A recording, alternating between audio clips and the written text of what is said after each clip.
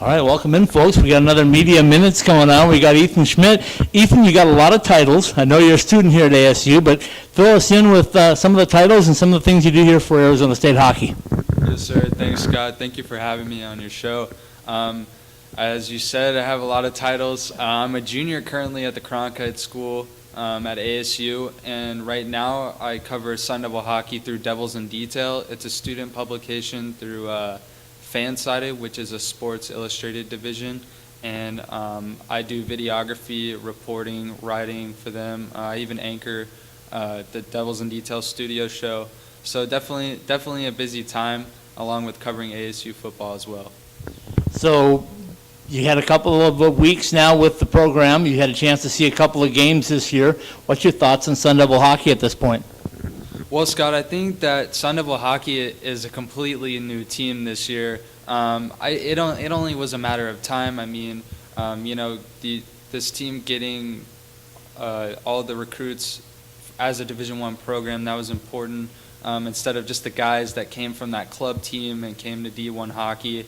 Definitely a tough situation there. So this team has got a star-studded freshman class. We saw Demetrios Koumantzis and PJ Morocco get a goal in the series sweep last weekend.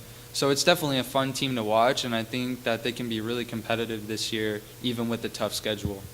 You know, one of the things that keeps resonating over and over with me is Coach Powers says he finally has NCAA talent on the power play, on the penalty kill, depth, goaltending. He's got it all. So no surprise that they're 2-0, but this weekend they're going to face the number one team in the country, and kind of the college hockey spotlight is on Tempe, Arizona right now, isn't it?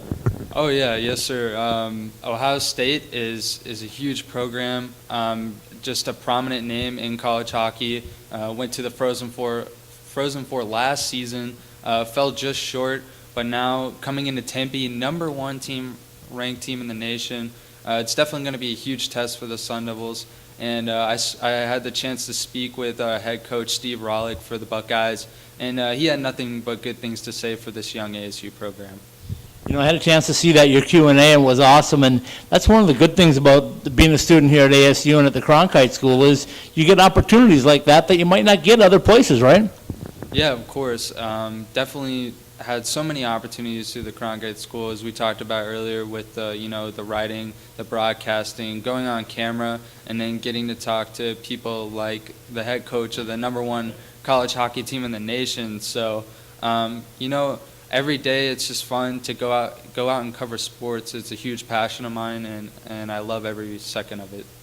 You certainly can't argue the fact if you have hockey and football here at ASU, because Herm Edwards is always a great quote, and I'm sure it's been a real treat for you to be out with those guys as well. But Coach Powers does things his way, and the team responds to it most of the time, I think, right? Oh yeah, Herm Edwards has been a huge, a huge building block for this Sun Devil team. Definitely a new era. He's got a different mindset. It's crazy after last year. I mean, nothing against Todd Graham, but you feel the presence of Herm Edwards when he's in the room. Todd Graham was just kind of there, but when Herm is around, you feel he radiates that it factor, and I think that's huge for an up-and-coming football program like ASU. After you've had a chance to see Herm Edwards in action and Coach Powers in action and other sports teams around ASU, does Herm Edwards, his persona, does that carry over to other sports, do you think? Well, I think yeah, in a way, but I mean, even Coach Powers has an aura about him.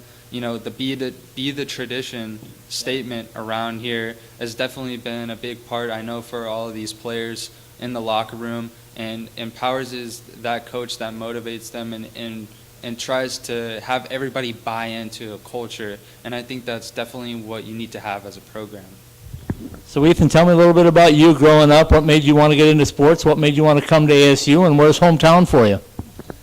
Well, Scott, I'm originally from Nashville, Tennessee. I grew up watching the Nashville Predators. I've been to at least 100 games in my lifetime in Nashville. They used to not be as good as they are now, so tickets were cheap, and my father got me into sports. I played football for 9 years. I've been around the ice for a while. Only played one season of high school hockey, but just sports are what I love, and being able to try to go into an industry where I feel like I'm not, I'm not working, I'm having fun, Right. and that's something that means a lot to me.